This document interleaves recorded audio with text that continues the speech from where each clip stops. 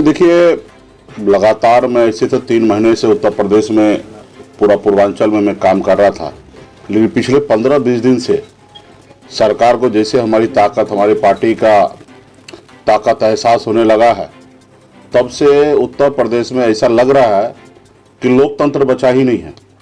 अघोषित इमरजेंसी है। ऐसा लग रहा है कि कोई राजा के राज्य में हम आए हैं, राजतंत्र है, जो मर्जी होता वो इनके अधिकारी अफसर जो है सरकार वो कर रहे हैं, और कोई भी तरीका नहीं है। अनलीगल तरीके से जहां जिस तरीके से कर सकते हैं उस तरीके से रोकने का प्रयास किया जा रहा है।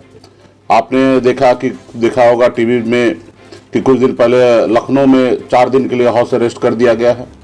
जहां पे कोई घटना हो रहा है, समाज के लोगों से मिलने के लिए जाना है, वहां पे पूरी सख्ती के साथ एक नहीं 200-200 300-300 पुलिसकर्मी को आगे रख के और उसको रोका जा रहा है। और कहीं पे भी अभी खास करके हमारा देवरिया, खुशीनगर, महाराजगंज, गोरखपुर ये मंडल में हमारा कार्यक्रम था। हर जगह पे अनलीगल तरीके से ऐसा लगता है कि कोई गुंडा है, होटल वाले को धमकाना, कोई क्लब को बुकिंग किए उसको कैंसिल करवा देना, और जगह जगह पे रोक लगाना, कार्यक्रम हो रहा माइक बंद कर देना। तो ये मुझे लगा कि सरासर लोकतंत्र का हत्या है, एक व्यक्ति की आज़ादी का हनन है, एक पार्टी का, जो पार्टी विपक्ष जो होता है वो सरकार का आईना होता है, सरकार का सहयोगी होता है।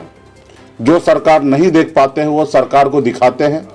स्वर्गीय अटल बिहारी वाजपेयी जी हमेशा कहते थे कि विपक्ष जो है हमारा तीसरी आंख है, जो हम नहीं देखते वो हमें दिखाते हैं और फिर उस पर हम काम करते हैं। लेकिन भारतीय जनता पार्टी के जो अभी नई पीढ़ी के जो नेता लोग हैं वो स्वर्गीय अटल बिहारी वाजपेयी का भी बात को नहीं मानते हैं। आज बिल्कुल ही 100% भटक गए हैं। हमने कहा ना, हम आज उसकी स्वर्गीय अटल बिहारी वाजपेयी जी का तारीफ कर रहे हैं कि वो विपक्ष को अपना तीसरा आंख समझते थे और उनको सहयोग करते थे और उनसे जो भी बात राय विचार होता तो उस पर काम करते थे। लेकिन आज का जो सरकार है वो गुंडा से कम नहीं है।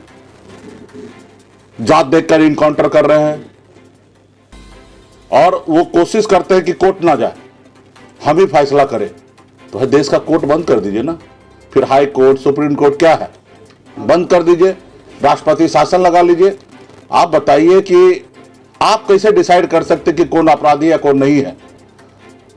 कोई अपराधी का कोई जात नहीं होता। आप जात देख के इनकाउंटर करते हैं, बिहार से उठाते हैं, ये निषाद है, बिंद है, अति पिछड़ा है, दलित है, उसको उठा के आप मार देते हैं।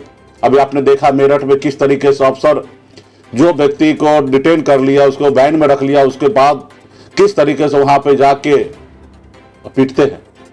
उसके बाद रोड पर पानी का बोतल पीने के बाद अगर किसी ने फेंक दिया तो किस तरीके से एक शासन प्रशासन के लोग गाली दे रहे हैं। तो ये दर्शाता है कि उत्तर प्रदेश में गुंडा का राज है, संविधान का राज नहीं है, संविधान को पैरों तले कुचल रहा है। तो मैं ऐसे अधिकारी से मैं कहूँगा कि सत्ता आते जाते रहता है। आपके वर्दी पे जो स्टार लगा है वो बाबा साहब भीमराव अंबेडकर के संविधान की वजह से है। आप कम से कम बाबा साहब को मानिए और लोकतंत्र में विश्वास रखिए। ये चुनाव जो होता है ना वो जनता के लिए होता है, ना ही कि कोई नेता के लिए। जनता के पास पावर दिया गया है कि लोकतंत्र में जनता जो है मालिक है, सर्वोपरि है। अगर कोई नेता बेलगाम हो जाए तो उसको लगाम अगर बांधने का कोई काम करता तो जनता के पास अधिकार दिया कि कोई नेता मुख्यमंत्री हो या प्रधानमंत्री हो, अगर आपके लिए सही काम नहीं करता है तो 5 साल में उसको लात मार कर कुर्सी से उतार दो। ये जनता के पास अधिकार है। लेकिन आज इस देश में क्या हो रहा है, विधायक को खरीदा जा रहा है, सांसद को खरीदा जा रहा है, विपक्ष को मुंह को बंद किया जा रहा है, विपक्ष को आवाज को बंद किया जा रहा है, ईडी सीबीआई लगा के विपक्ष के लोगों के ऊपर जांच कराया जाता है। ये क्या है? हम राजतंत्र में है क्या? हमारे पूर्वज इसलिए देश की आजादी के लिए हजारों लाखों की संख्या में कुर्बानी दी है क्या? क्या इस देश के लिए, ऐसे देश के लिए हमारे भगत सिंह ने कुर्बानी दिया है क्या? क्या आप संदेश देना चाहते हैं कि जो आज आप करें वो कल हम भी करें? अगर कल हम भी करेंगे तो आप में और हम में फर्क क्या रह जाएगा? हम संविधान को मानने वाले बाबा साहब के लोग हैं, हम नहीं चाहते हैं कि गुंडागर्दी करे, लेकिन ये लोग हमको मजबूर कर रहा है।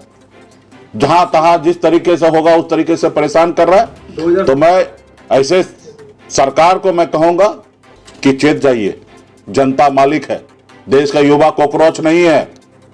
देश के किसान को के ऊपर 4,000 रुपया निधि देने से आप मेहरबानी नहीं कर रहे। किसान का अपना मूल्य दीजिए, सही चीजें उनको मुहैया कराइए। तो ये सारी चीज नहीं करेंगे। देश के 80 करोड़ लोगों को रोड पे ला दिया, 4 किलो चावल पे ला दिया है, देश के नौजवान भटक रहा है। ऐसे सरकार को मैं सभी आपके द्वारा देख रहे जो भी जनता है सबसे हाथ जोड़ के विनती करता हूं कि ऐसे सरकार को उखाड़ फेंकिए, थोड़ा सा अपने अंदर आत्मा को झांकिए और एहसास कीजिए कि सरकार क्या कर रहा है, क्या लोकतंत्र को मान रहा है। अगर लोकतंत्र को नहीं मान रहा तो ऐसे लोगों को उतारने का काम कीजिए।